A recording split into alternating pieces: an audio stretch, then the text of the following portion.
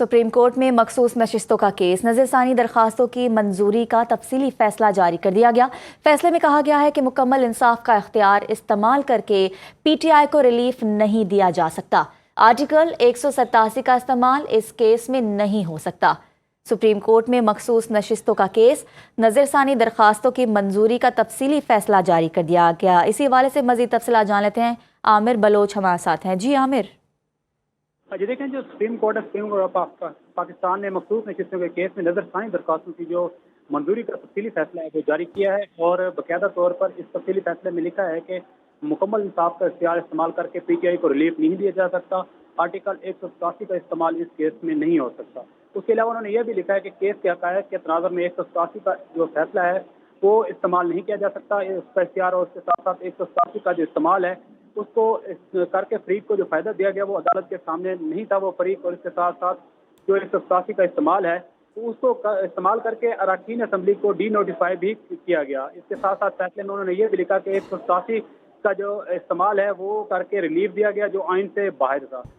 ये भी फैसला लिखा गया कि अक्सरियती फैसला रिकॉर्ड और आइन के बरखिलाफ है और जो सुप्रीम कोर्ट ऑफ पाकिस्तान है वो तहरीक इंसाफ को मखसूस नशिस्तें देने का जो फैसला है वो कलअदम करती है और जो जस्टिस मंसूर अली शाह समेत 8 जजेस ने अक्सरियत की बुनियाद पर तहरीक इंसाफ को मखसूस नशिस्तें देने का फैसला दिया था। अच्छा, ये बताइएगा आमिर के फैसला कितने सफ़ात पर मुश्तमिल था और फैसले के बाद पीटीआई कारकुनान का क्या रद्द-ए-अमल सामने आया?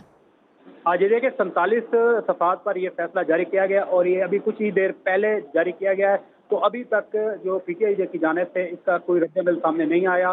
तो कुछ ही टाइम बाद पीटीआई का जो रद्द-ए-अमल है वो सामने आ सकता है, क्योंकि ये फैसला अभी कुछ ही मिनट पहले ये जो सुप्रीम कोर्ट की ऑफिशियल वेबसाइट है उसके ऊपर ये जारी किया गया है। जी अच्छा, इसका बैकग्राउंड क्या है इस केस का, बताइएगा।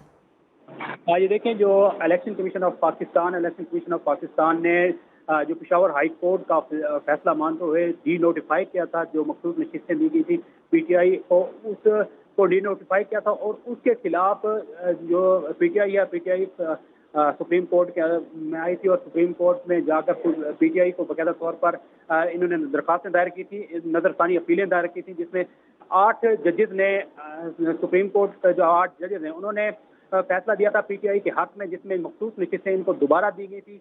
उस फैसले के खिलाफ जो हुकूमत और इलेक्शन कमीशन दोबारा सुप्रीम कोर्ट में आई थी और उस नजरसानी दरखास्त दायर की थी और नजरसानी जो दरखास्त है वो बाकायदा तौर पर जो आज उसका जो तफसीली फैसला है उस नजरसानी दरखास्त का तफसीली फैसला आया है और तफसीली फैसले में लिखा गया है कि जो आर्टिकल 187 का इस्तेमाल है, जो 8 जजेस ने इस्तेमाल किया था आर्टिकल 187, वो गलत इस्तेमाल किया गया है, क्योंकि जो फरीक था ही नहीं इस केस में, उस फरीक को ये नशिस्तें दी गई, क्योंकि जो दरखास्त थी वो पाकिस्तान तहरीक इंसाफ की जानिब से नहीं दी गई थी, वो सुन्नी इत्तेहाद कौंसिल की जानिब से दी गई थी। लेकिन जो फैसला 8 जजेस ने किया था वो पाकिस्तान तहरीक इंसाफ के हक में दिया था, जिसको ये जो अभी फैसला जारी किया गया उसमें बेस बनाई गया है कि जो आर्टिकल 187 का इस्तेमाल किया गया था वो गलत इस्तेमाल किया गया है। सुप्रीम कोर्ट में मखसूस नशिस्तों का केस नज़रसानी दरखास्तों की मंजूरी का तफसीली फैसला जारी कर दिया गया। फैसले में कहा गया है कि मुकम्मल इंसाफ का इख्तियार इस्तेमाल करके